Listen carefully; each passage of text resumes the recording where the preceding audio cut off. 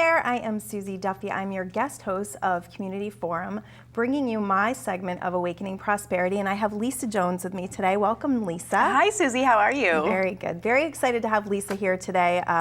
You're an inspiration to me. You're someone that I just love to talk to. You put things in such a great perspective, and I really want to talk about your journey because I think there's a lot of people out there that need help with grief and the things that they're facing on a day-to-day basis. I mean, everyone is touched by this subject of grief, and I think, there's a lot of people out there that get stuck in it, and you are just like one of these forerunners that are just paving the way for people to have permission to heal and to have a happy life after you're faced with a major tragedy. So I would love for you to share your story with us today. Well, thanks, Suzy. Yes, I'm really honored. I feel that this has really been the gift I've been given to share with the world. And so briefly, it's a long story, right. But I was a certified public accountant and met my husband at Price Waterhouse in San Francisco. That's where we worked together, and got married and moved out to the East Coast. Mm-hmm. And unfortunately, he was diagnosed with cancer.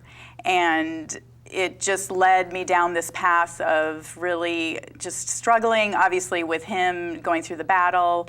But it opened me up. Somebody had mentioned to me about angels, and I thought, that's weird. I mean, right. I was raised very religiously, and it's like, no, you just have to get baptized and get confirmed, and you go to church, and you just follow the rules, and everything works. But somebody said, well, you should try talking to your angels. And so the next thing I know, somebody had taken me for an angel reading, and I was so turned on by this whole new connection with spirit that I had to learn to do it for myself. Wow. So I started channeling messages from angels, which again I thought was crazy because here I am like an accountant and very, just by the book. By the book, exactly. But for me personally, it was helping me so much.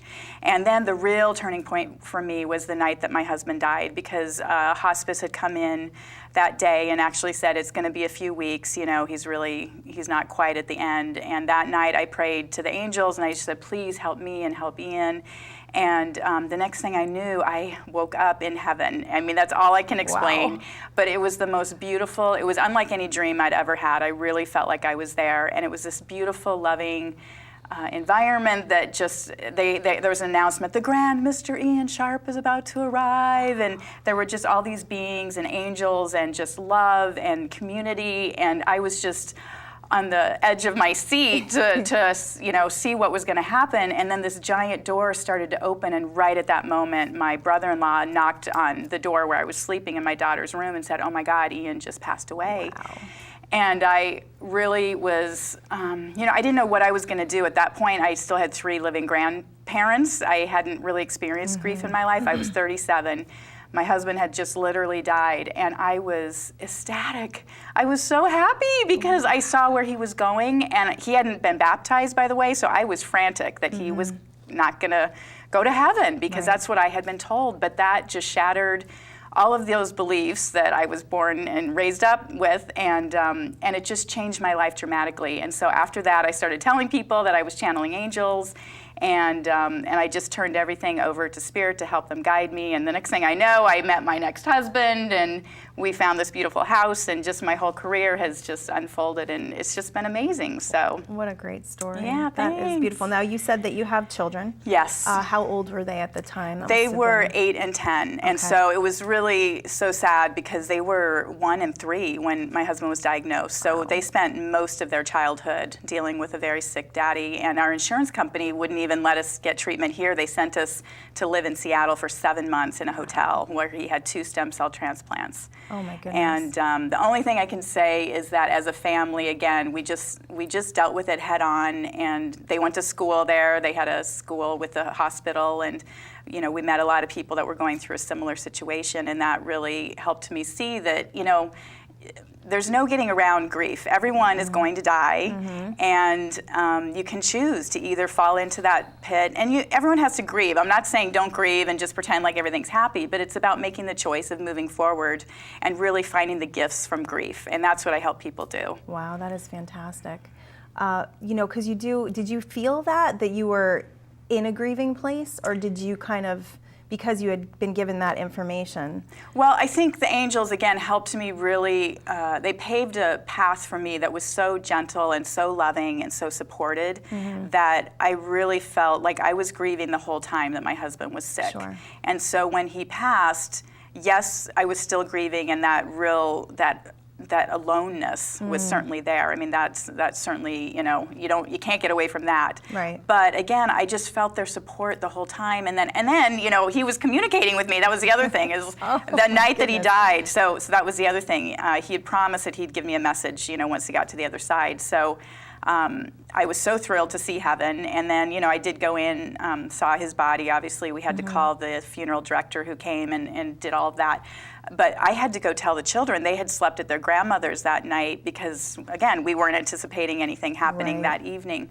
But as I was blow drying my hair, I just closed my eyes, and all of a sudden, from the left side of my ear, Ian's voice was right there. I swear I felt the breath on my neck, and he just said, "Oh my God, Lisa, I love you, but it's so awesome here." And that just, again, it was a confirmation of what I saw and that he was okay. And so, I wasn't sad for him. I was sad for me. I was like, what am I going to do? And I had to go tell the kids. That was the hardest part. Right. Definitely right. the And I hardest truly believe part. that's the biggest part of the grieving process, is that, people are sad for themselves. But if we really, truly believed in this, heavenly place, then we would feel joy for the people who have passed. Absolutely. And they want us to go on. They want us to be happy. That's the other thing. I mean, his messages that came through to me were that, he was so proud of me, and he was there to help guide us. And I know that he helped set up the meeting of my second husband. I think he approved.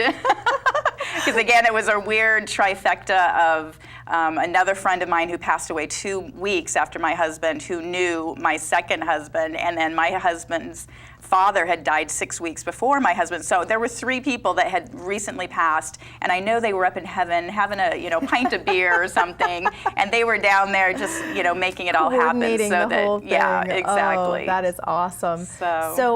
So why do you think that you got so lucky? I mean, I know a lot of people that have just dealt with this grief thing and they just can't get past it. So why do you think that, I don't want to say that like you were chosen, but what do you think the energy was that allowed you? Well, I think 1, I was open to it, and 2, I really made the decision that I didn't want to wallow in my grief. And again, I'm not saying that there's any right way or wrong way for people to grieve, and some people, maybe that's their life path, is to be in that grief and deal with that for the rest of their life. For me, I chose not to, and I really do think it's a decision. And I made a decision as soon as I got back. So we had the funeral, and then I took the kids on a cruise with the rest of my family. And when we got back, I had put a schedule together. I started Pilates. I started doing all the things that I wasn't able to do when my husband was so sick. And I made the decision to live and not to, and also not fall into, I feel like society has a lot of, rules around grief and what's okay and what's not okay. And I just was like, I'm done, dealing with this death and this grief. And of course, I'll feel it as it comes, but I'm going to live. And that's what I did. Awesome. Yeah. And I think that grief has that resistance to it, where it can block, the messages that you can get from people, or the feeling of joy again. And I think it's important for people to realize that if they can make a decision to feel better and to choose to, go on with their lives, that there's a possibility of connecting where you can't connect if you're so bogged down by your grief. I think that's absolutely right. And I think too, grief can, it paralyzes you. Yeah. And again, it's difficult because I think it can really throw you into depression, which again, that's a whole nother conversation about how to get out of it. And I think you do need to take the steps of what you need to do for self-care to get through it. And again, like I said, I think the angels really helped pave the way for me throughout the whole process. It was really only the last 2 of the 7 years that this all unfolded for me. But the other thing is, I think what happened for me, I went to a grief counseling service after, and there were people there that were going weekly, and they'd been there for 5 years. Right. And I just, at that moment, made a decision. I don't want to be sitting here in this room in 5 years. And again, nothing against them. Everybody needs to do what they need to do. Sure. But that's at the point where I said, you know what, I'm ready to move forward, and that's, we're here to live, so I want to Exactly. experience that. Fantastic. So how soon after did you meet your husband? Well, scandalously, it was actually 4 months. It was in June. And again, Wow. it was 4 so, months? yeah, my husband Wow. passed in February, and Okay. then it was June that, so like I said, my other friend, her name is also Lisa, her husband passed away 2 weeks after mine did, also from cancer. And so it was 4 months later, and she had said, hey, why don't we go out? And I just said, great. So I got a sitter. And we went to this new bar, and I was having a martini, and she said, hey, the new golf pro is here, because her husband was the golf pro at our local country club. And she's like, do you want to meet him? And I just was like, hey, I'm just having a good time here, Sure. whatever, sure. So he walks down, and I turn around on my seat, and the minute I saw his eyes, I just was like, now there's somebody pretty interesting, which was so funny because when I went to San Francisco to work for Price Waterhouse, I went there, I was 22, just out of college, I'm here for my career, and I'm not gonna date anybody or anything. The very first day, in walks Ian through the door, and I'm like, now there's a guy I could marry. So once again, my it was the intuition. same feeling. Yeah, very same feeling. So, and sure enough, my second husband, he was from Ireland, never married, always wanted kids, but never wanted to do the baby thing. And I mean, literally, I had asked the angels and with this list, and he was like, chick, chick, Oh, chick, my every goodness. single one and more. And so it was perfect. He also always wanted a son named Robert, and because Bobby Jones, the golfer. Right. My son's name is Robert, so you can't make this stuff up. Really can't. It's all laid out perfectly. Exactly. So did you feel any, angst about people judging you? I mean, 4 months is a really short Yeah, time. And yeah. Was there feelings around that as well? Oh, absolutely. And I definitely even had some of my friends just like, what are you doing? And this and that. And I really, at that point, which is funny because I've always cared about what people thought about me, Sure. I didn't care. I was having fun, and I literally was at that moment of, okay, I can choose to go out and have fun tonight, or, I could choose to go to the grocery store, and what if I get hit by a car and I'm never going to have this experience? Right. So I just made the decision that I wanted to have fun and to live life and just see what happens. And it's been great. We're celebrating our 8th year anniversary at the Yay. end of next month. So That is wonderful. Yeah. I love that story. That's such a good story. Because you could have gotten bogged down by what other people thought or what you should be doing. Which I think a lot of Absolutely. times, when there's no formula. But Right. I think people, feel like they have to have a certain amount of time before they can feel joy again or look Right. happy because they're, people will judge me for. But you had been on a long journey with Ian. absolutely. And probably felt a huge relief. There when yeah. it was all and over. I did feel guilty about saying that, but also, it was just about, I don't know, it was about really choosing what I want in my life and not worrying about what other people think, because really, what do they think at the end of the night when they go home? Do they really care that I'm home alone grieving? No. And the other side of it, I have to say, frankly, I saw, and even when I started telling people that I was dating or engaged, and I had to say, oh, well, my first husband died. Like somehow, To justify it. Yeah, to justify it. And I think you can fall into, as a widow, really using that as a crutch because you want that people to feel sorry for you, or, oh, I've had it so tough and all of this. And wow, I really had to face that in myself. Sure. For, thinking that there was judgment around me moving forward because, Right. I had to justify it by saying, well, my first husband died, so it's okay that I'm, Right. getting married again or whatever. So Right. that was really interesting too. That's intense, and I'm So- sure a lot of people feel that way. I know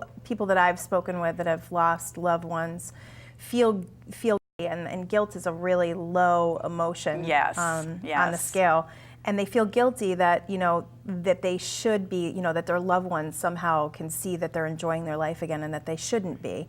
And I think it's awesome that you're giving people permission to say it's okay to grieve, but you're still living. That's right. And you're going to honor this person even more if you give, give Ian's children a happy life. Absolutely. And let them see their mom happy and in love and with this great guy.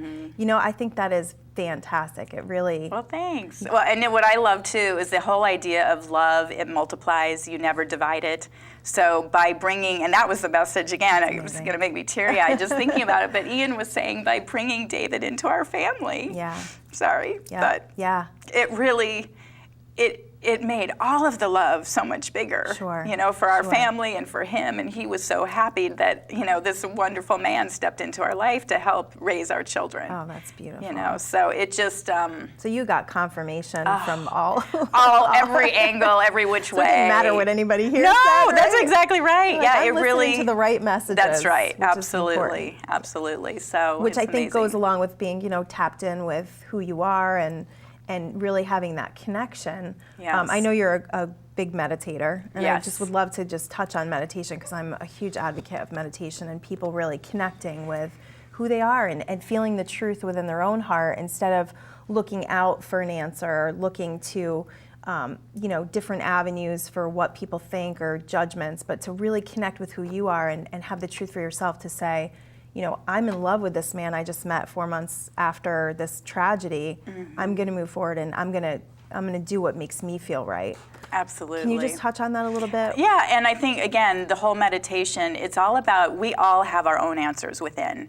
And you're right that for us out there searching, that's what really, I think, can get us off track. And for example, in my own, I'm talking only about my own Right. religious upbringing, I was told these certain things, and I that's what I believed, and that's what I thought. But it wasn't the truth ultimately for me when I went inside and connected myself to spirit. And so I feel that when people meditate, you find all those amazing answers within, and that's what I like to do now is help people really connect to their own divine wisdom and know that that's what they can trust all the time and know that that's going to guide them, you know, in the right direction to do anything or make your decisions. Right, and that is really powerful.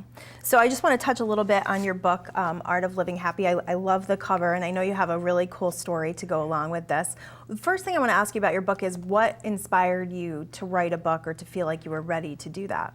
Well, right after Ian died, I've always felt I had a book in me. I didn't know what it was going to be about, but after he died, I started writing and just getting it out, and I connected with a writing coach, which that was the best thing because I don't know why, but in Colorado they did away with grammar, teaching grammar or something. Right. So I've never considered myself a writer, but I felt like I wanted to share my story. So after he died, I started working with this writing coach and then after about 1.5 years, and again, you know, I met David and we were engaged, moved into a new house. I'm like, I just want to put this away for a while. Yeah. So 5 years later, I just felt like, okay, now's the time. And by then, all of this amazing spiritual transformation had really happened, and I quit my accounting job and started my business, Art of Living Happy, and I was talking in front of groups of 400 people and channeling for people. So it was a really pretty interesting story, you know, when I got back with my writing coach, and she said, well, let's start from his death and move forward.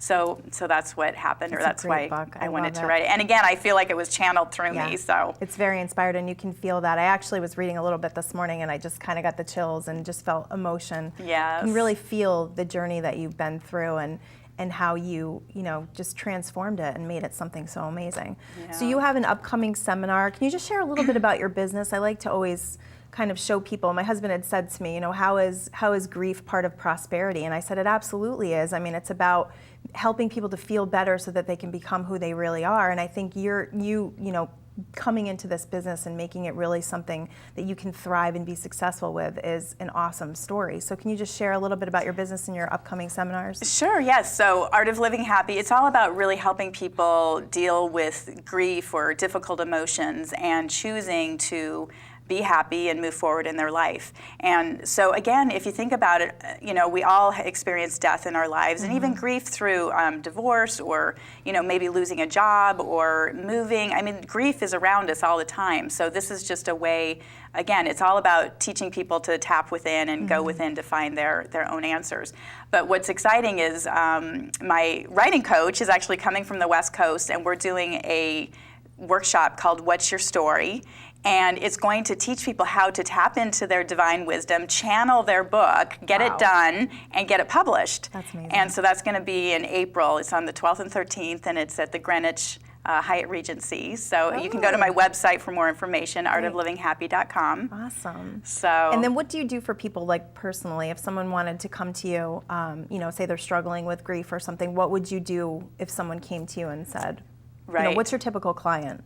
Right. Well, I do a signature session, so I would basically meet with them, and again, I have clients all over the country and really all over the world that I just talk to on the phone.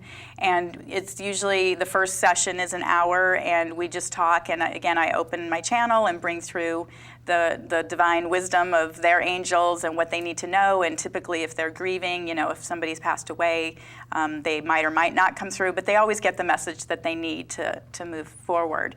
And then if they like that, then we can go to a month-to-month or 3-month, 6-month kind of package where we touch base, and it just helps them because it's kind of like it's like an onion, and you move back the layers of the onion, and it's just amazing all the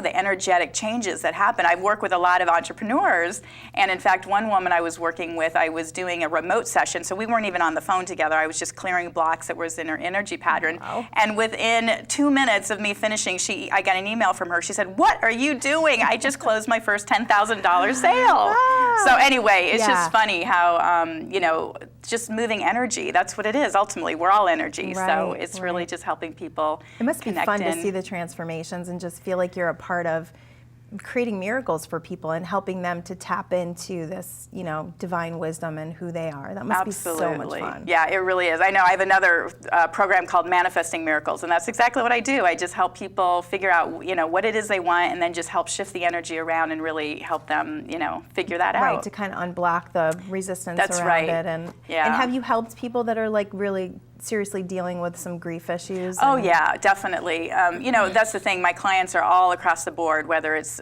intense grief or, in fact, I've got a client this afternoon that her husband passed away just last week. So I deal with people that have, just had current grief, and then a lot of people that have been dealing with it for years and years, and they still find themselves stuck.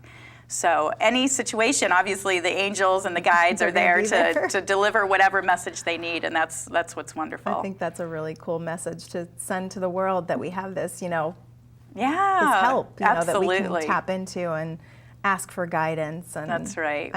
I love that. I always say that what really got me through the whole experience with my husband was I had a weekly therapy appointment. Yeah. I had a weekly massage, so I had it for my mind, for my body. Sure. I talked to the angels all the time, so my spiritual. Yeah. And then I had a little bottle of 9 pills of Ativan, just in case I had those really bad days, but I always carried around, and by the end of it, I still had all 9. So. Oh, that's good. That's good. Because you may need that extra help. Every now and then, you might just need, something a little pharmaceutical to help you. And, I'm curious, did you connect with your kids on this stuff? I mean, did they believe you? Did they ever sense anything?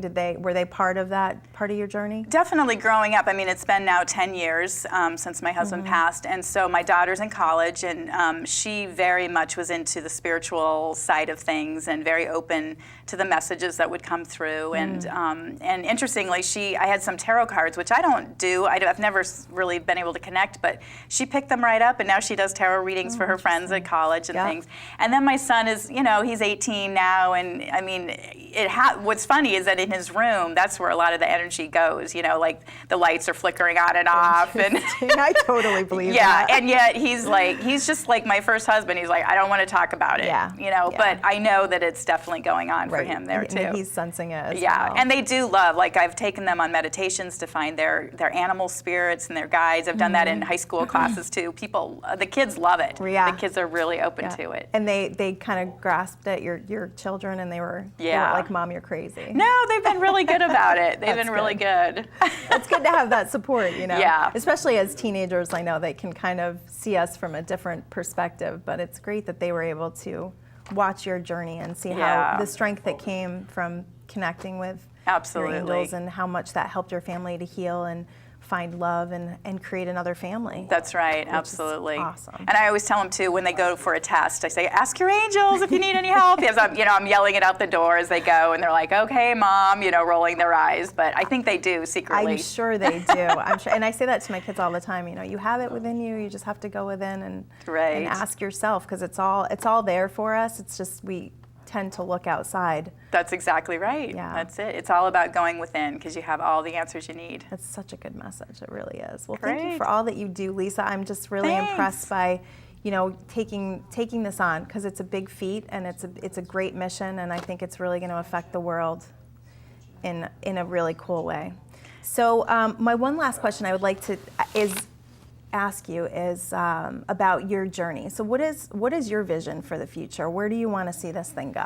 Well, I know you have things. Yeah, things are really percolating, and my message, I'd love to get it out on TV, and in fact, I'm in conversations with a production company right now, so, fingers crossed that's going to be coming out within the next year. Mm-hmm. And I'm also talking with one of the large radio stations nearby and doing a weekly segment on that as well. That's fantastic. And you have been on Star 99, yeah, right? Star 99, yep. And But you'll have a more regular program. That's the plan. Yay! I love it. Stay tuned. You have to visualize what you want in your life, and I think creating that energy and that space to know what you want and to be clear is so important to creating the life that you really love. Well, that's it. And it's all about the law of attraction, as you know so well, that you really need to put it out there, what you want. You need to have a target of where you want to go and a goal, and start shooting for it, because you're going to end up somewhere, so you might as well start heading shoot for toward what you want. That's right? I think people